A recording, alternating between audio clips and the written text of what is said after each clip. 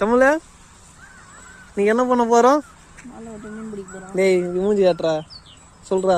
வலை விட்டு மீன் பிடிக்க போறோம். என்ன வலை? அப்பாதான் நீ சீனியர். சத்தியமா போனா இதுவே போவாது. தமிழா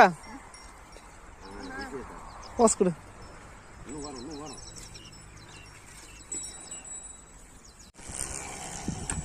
ஏய்பா இன்னும் கொஞ்சம் வா யார் பாம்பு கூட இருக்குது இதுல. ஆடா பாங்களா ஏய் ஆட போன் ஐயோ ஓச் சரி.